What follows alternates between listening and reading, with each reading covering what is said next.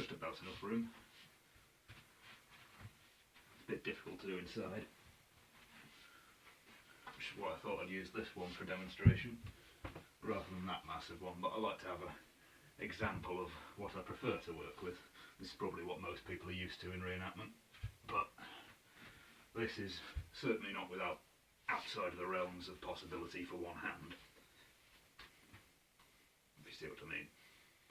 This particular one's 9 foot, so that's useful.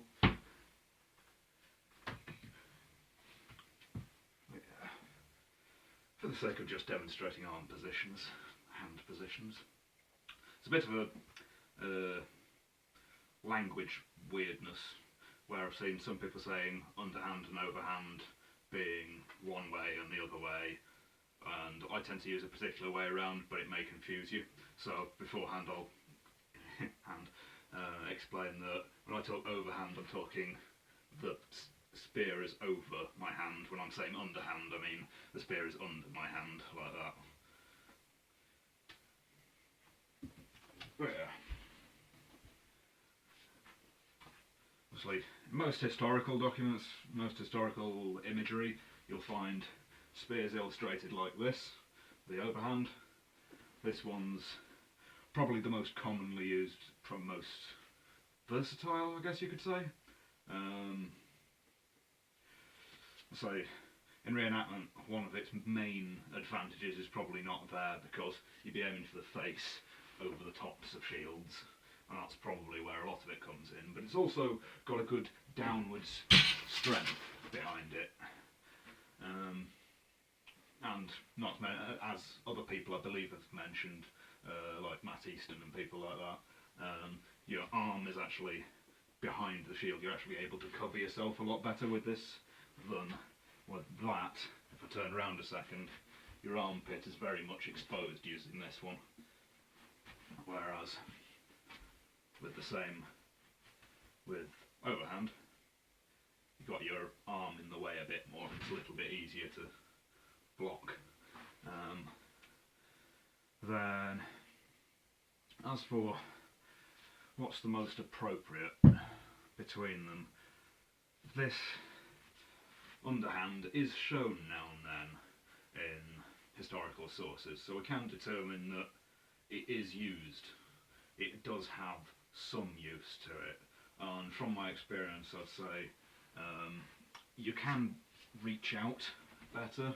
You see that's kind of braced a little bit under my arm, so I can cast my spear out quite far further with this than I could like so, because you can't really hold the spear up any further. You can't straighten your arm because it just drops, because you don't have anything supporting it.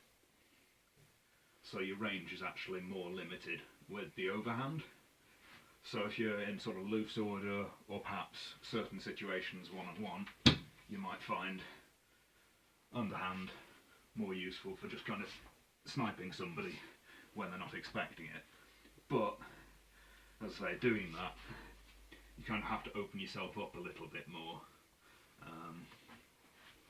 So, limited practicality, I guess you could say, for the right occasion.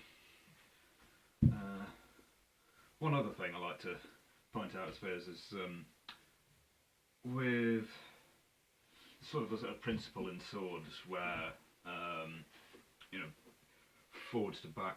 If you've ever seen Roland's videos, Dimicator, I don't know how you actually pronounce that, I think that's about right, talking about biomechanics with the when you're applying a force side to side, you're weak forward to back, and the same in reverse. The same principles sort of apply with spear, but you've got to change your grip on the spear to make use of different. You've got different strengths, the different ways that you hold it.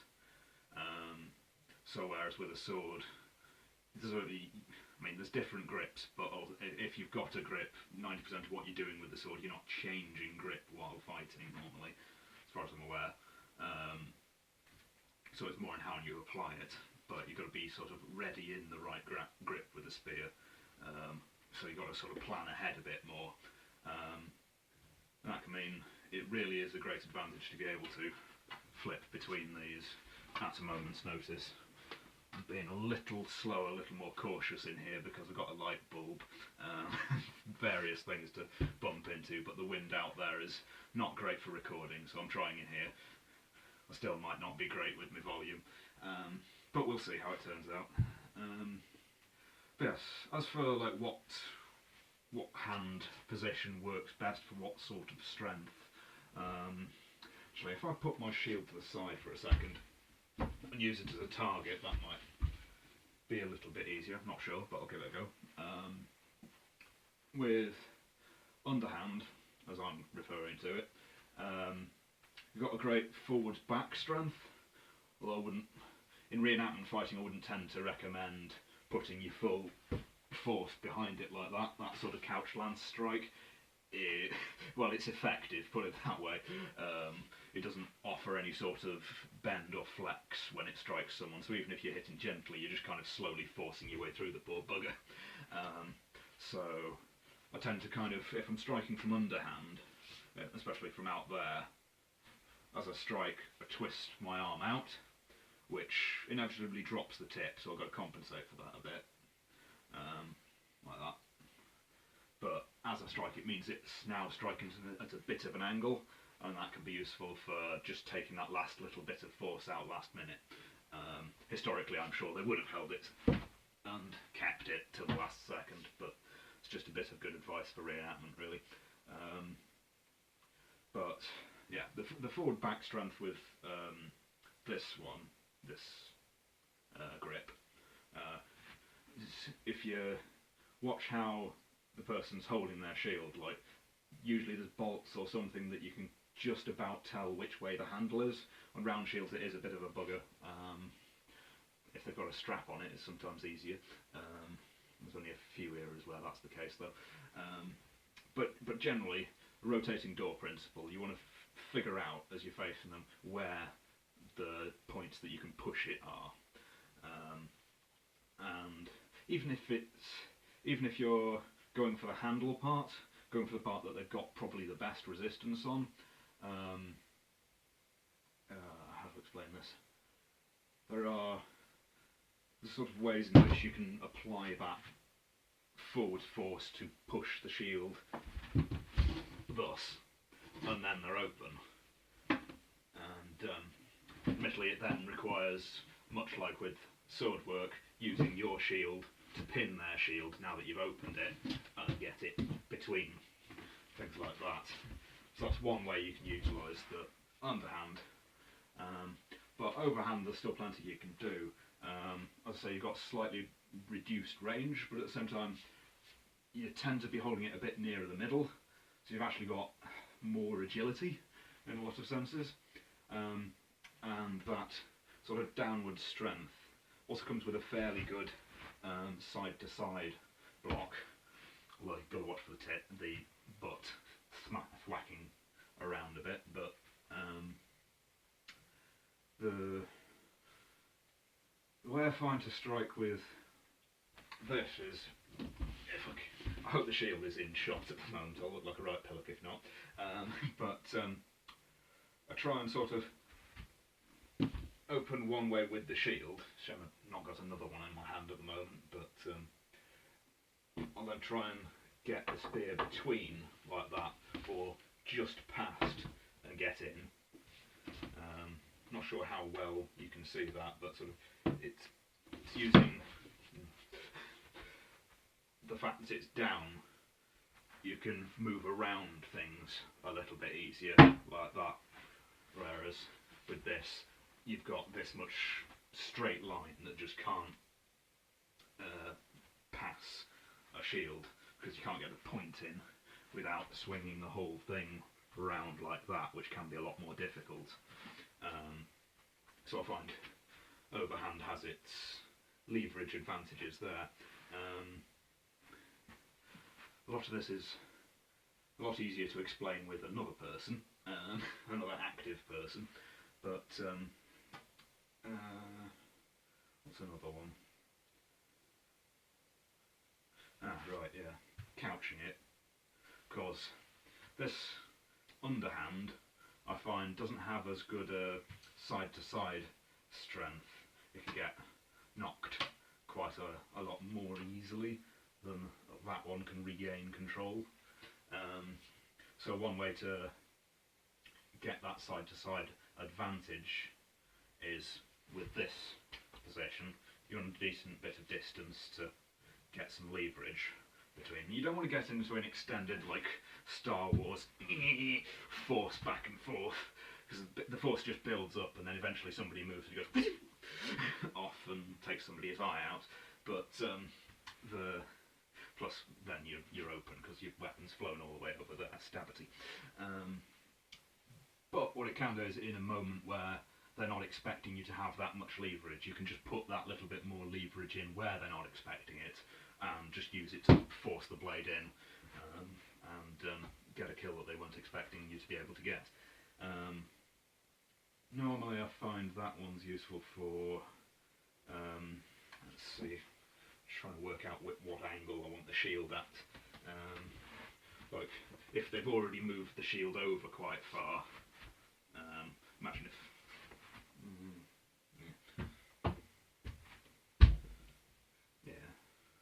if my person's about here and we've sort of pushed the shield over already a little bit, but it's not quite open kill zone yet, I can take that leverage and just force the shield with a little more force than they're anticipating, just enough to get there. And again, find this one and get another good one out once he's either striking the shield, you saw nothing, striking the left, my left of his shield, so that opens up a little way, and then getting the spear at this kind of point. It's very useful to get in with that kind of attack. So that's another overhand one that I tend to find works quite well. But really, much like most fighting techniques, it's about none of these are guaranteed to work. It's about sort of combining, go for one side, go for another side. As I say, the one that you want to mostly add in there is coming for, again, my left side, his right side of the shield, because a lot of people kind of figure with spears, because you can't do that kind of thing very easily, because you've got this great back end hampering you. You can't, like, rotate it up and come up from the opposite way, you'd think. But there are always ways of getting to that side. I think part of what makes it very difficult for some people to get a spear, get a kill with the spear, is the people that they're fighting are used to the idea of, well, the spear's only ever going to be coming in from their left side, so they can just up and down the shield a little bit, and it's never really open far enough to capitalise. But if you can get the hang of ways to, I mean, cheeky one I do sometimes is literally that, but that's not the best one. Another one is if you've got enough distance, so if I'm able to hold it out here, so I've only got about a foot there I can switch round, and usually what I'll do there is I'll bring the shield over, one sec. So if I'm coming from this, I can do that. Great advantage of boss grips, being able to do that kind of thing just to get to the other side. And the important thing is to have that shield there ready to defend, because otherwise you'll have left yourself completely open. But doing that, and you've then got at least some form of defence. But it's just throwing in the odd ones like that will throw your opponent into being a bit more sort of like defensive, throwing into kind of like having to worry a bit more, and then if you keep at him enough, eventually they make a mistake. Yeah, that's everything I can think about for now. I'd say it'd probably be easier if I had a combatant, I'd probably do a better video at some point, but if any of that helps you, all the better really. Brilliant. And as I say, much as this one's easier for demonstrating indoors, I do personally prefer a bit of this kind of thing, which just adds that better reach, because reach is really your advantage with spear. That and to a certain extent armour piercing, but because it's one thing I noticed actually in early medieval spears. A lot of the swords, the tips, you don't really see sort of the kind of shape you would expect for penetrating chainmail, the main armour of the day. It's mostly flesh-cutting kind of shapes, blunted, well, not blunt tip, but a very rounded sort of shape that is not really going to slip between links or split them open. You think, well, where's the armour piercing effect? Sure, but then you think the people with swords, A, it's a secondary weapon, and B, it's usually the rich people, relatively speaking, or those with an advantage with the sword, cutting down those. I mean, the number of people in the battle line who have armour are going to be relatively few. Not like nobody, but it's going to be fewer. There's going to be far more people without armour, and there's going to be plenty of person to aim at where he doesn't have armour. And I think that's mainly where the sword's use comes in, because that's primarily what it's facing. But when you've got a shield covering the rest of it in a great big line, well, what's your primary weapon that everybody goes to? This kind of thing. And they usually, when you look at the archaeology, they have some quite wicked points on them. Like, well, there's your armour-piercing weapon. But enough of that tangent. There are things like practices to do to improve control of spears. Let's say one is to hold it out sideways from you, like this. If I'm facing forward that way, spear's facing the same direction, and holding that for any length of time, I'm horribly out of practice here, and feeling the burn already. But if you keep doing that as a regular stretch, then you'll build up a bit of muscle right there, which is a very uncommon one to see on people outside of people who've practiced in this. But then I think I also see it on people who do particularly manual jobs. So it feeds into, again, the kind of thing that we talk about in history circles, where the soldiers are always outfitted with spears on, well, so there's some argument that the reason, one of many reasons that feed into spears being such a good like weapon for everybody, you get a bunch of militia, you pull them in, they have no idea about warfare really. I mean, they're probably more familiar than most of our people today, of course, but it's all around them. But in terms of warfare training, professional soldiers, evidently there's a tradition we're trying to reconstruct there. But your smiths and your farm hands and people like that aren't going to know the ins and outs of particular sword motions or even spear techniques. But being labourers, they're going to have a bit more here than I think we as reenactors come into the activity with. So we need to build up a bit of that in order to have the level of control that I think they just had, just being given a spear. They had it anyway. But yeah, that's one. Just holding it like that to get that strength. And the other one is just sort of getting practice with controlling that tip and getting it exactly where you want it. And one thing I tend to do there is, actually, here's a good idea. Because you want only just the right amount of strength, is turn the lights on and off with it. If you can do that without breaking the light switch, and you do want to only just tap it a little bit, and if it's not enough strength, then apply a little bit more. But it's having that control to just, with one hand, because this hand's free, just kind of line it up and do that. And if you can comfortably switch a light with a 9-foot spear, chances are you're going to be able to capitalise on somebody's tiny weak spot or opening round the shield without feeling like you're swinging around a massive bar of iron or something. So that's important too. But yeah, I think that's all I can think of to help at the moment, and I hope it was helpful.